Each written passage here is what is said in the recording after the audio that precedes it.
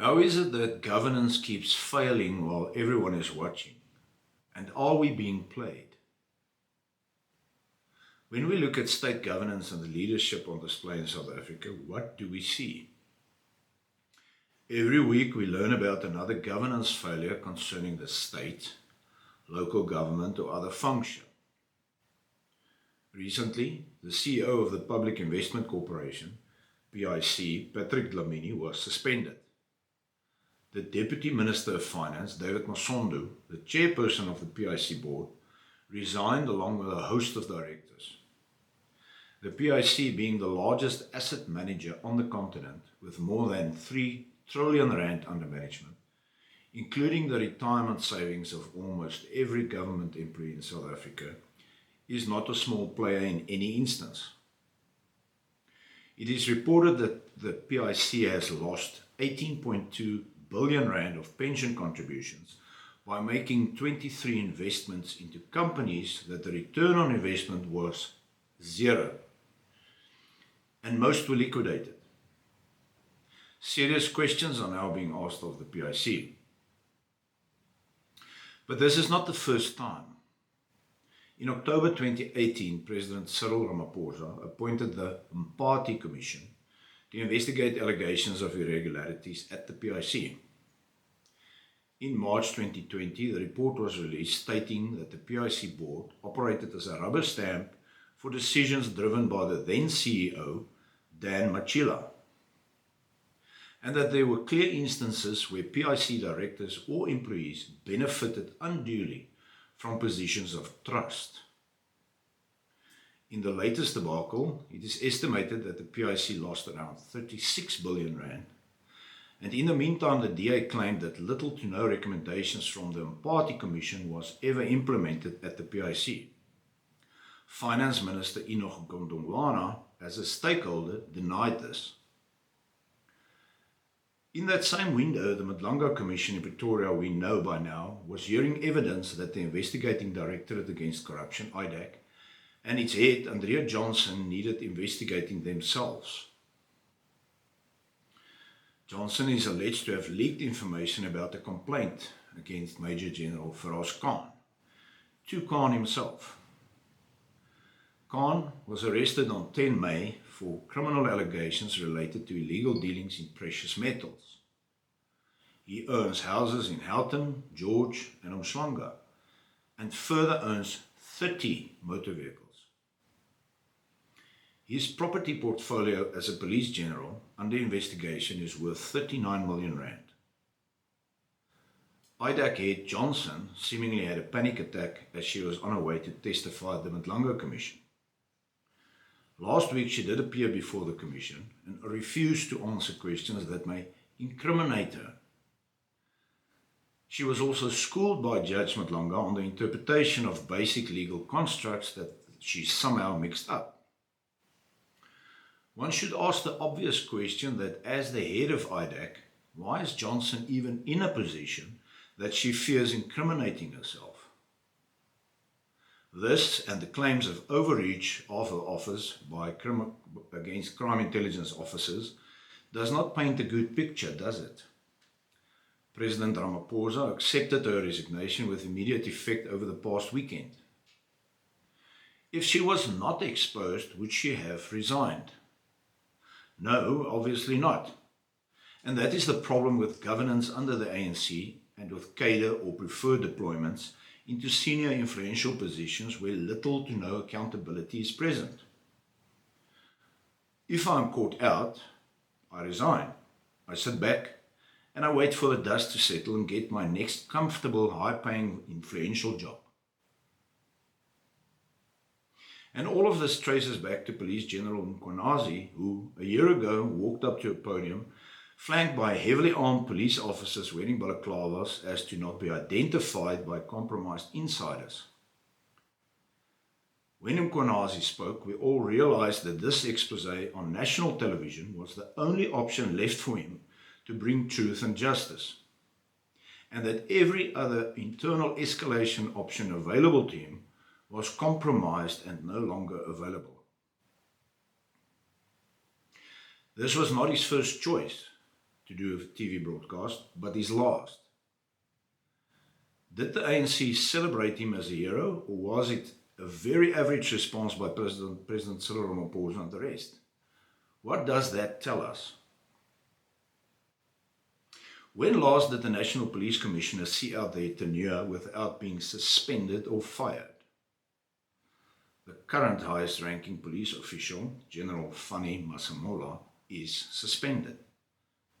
The Minister of Police, Senzo Mchunu, suspended since 2025. Now seriously consider this.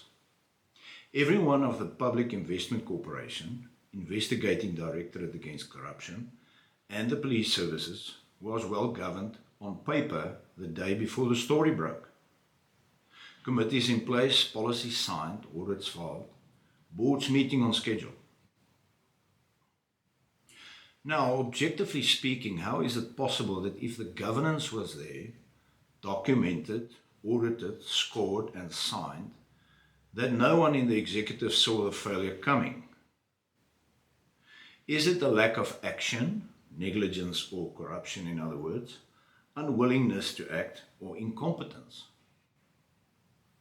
I propose it is a mixture of all three of these.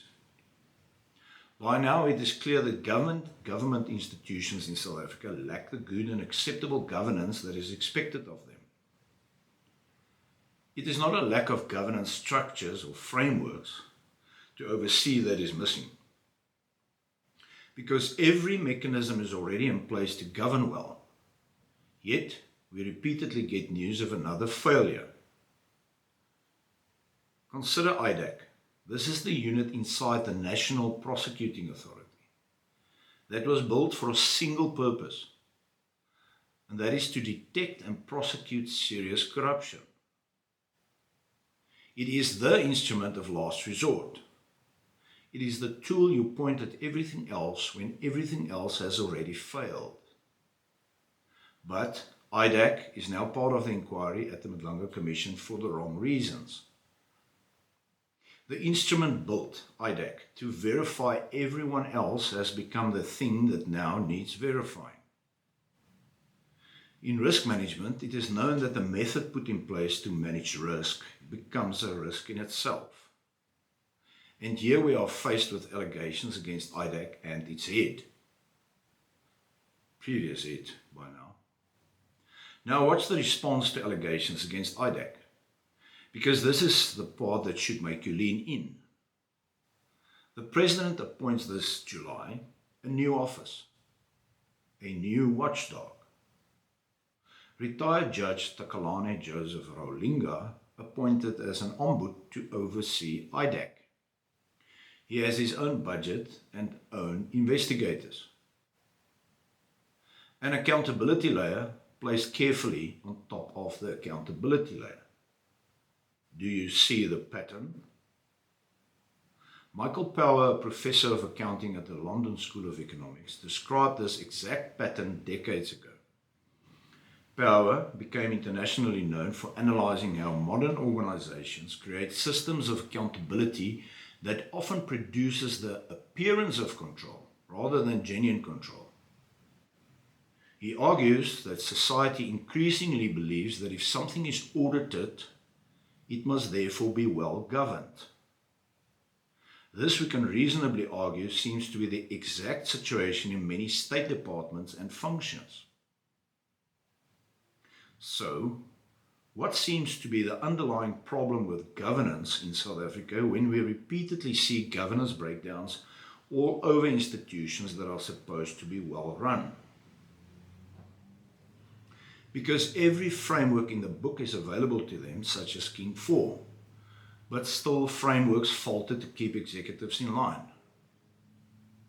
This is the problem right here. Governance scoring tells you the condition of a system on one particular day. Is the committee in place? Is the policy signed? Is the audit complete? But that is only a photograph.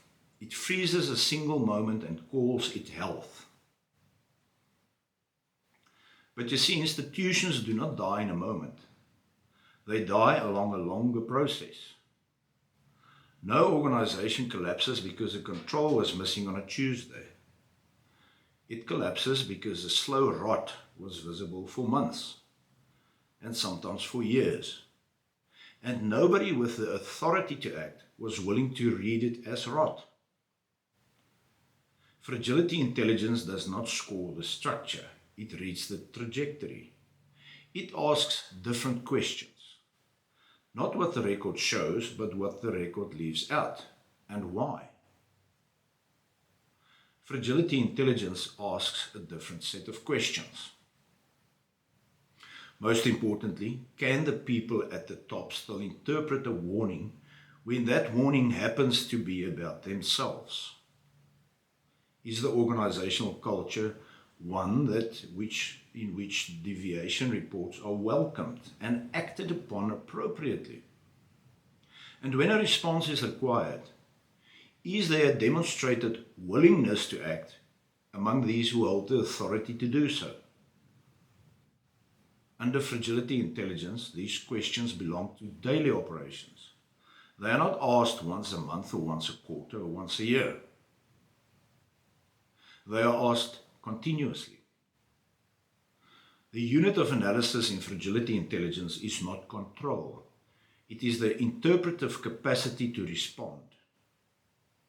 The most serious stumbling blocks to acceptable governance in South Africa are not the absence of controls, but the willingness to act and the severity of remedial response once corruption and malfeasance comes to the surface.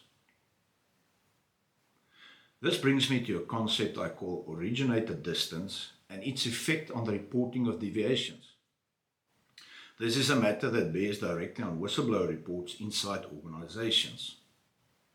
The further the person who can see the problem sits from the people who hold authority to act, the more likely it is that the signal is softened, delayed, reinterpreted, or simply lost, however serious it may in fact be. In the overwhelming majority of institutional failures, the warning was already inside the building. The information was present the whole time. Failure is almost never a failure to detect. It is a failure to respond. And this raises a further question. Why are investigations into government corruption not simply managed by the legal system already in place? A system already paid for at great expense by you, the taxpayer. One scenario is that the relevant institutions have been captured and can no longer be trusted. Another is that a Commission of Enquiry surfaces information well ahead of any criminal action, giving those implicated the time and the notice they need to strategize accordingly.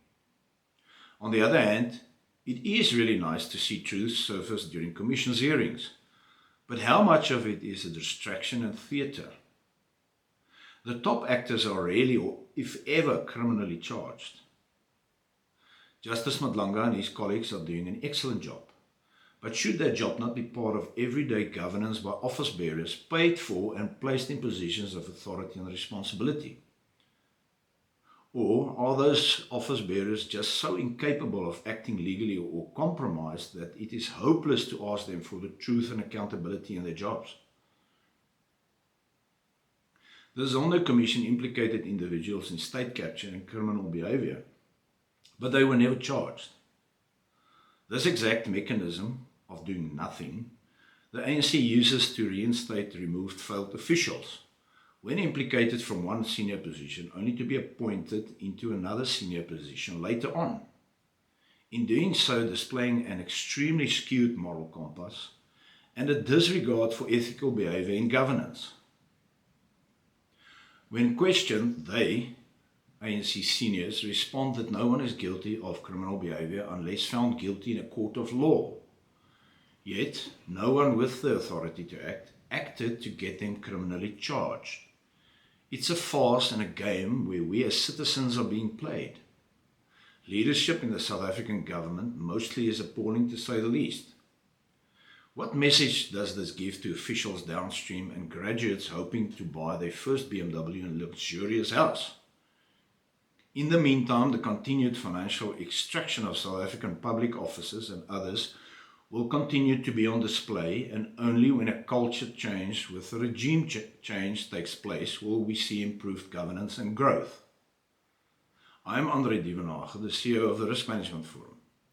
The Risk Management Forum hosts its annual conference on 22 October at the Emperor's Palace, Kempton Park, where these and other governance questions will be discussed and answered. Has this clip brought about questions about your own governance environment? If it did, please look out for the next clip, because I go inside the 5 signals that always move first in the Fragility Intelligence analysis. But before I go, remember, South Africa deserves better, and you deserve better.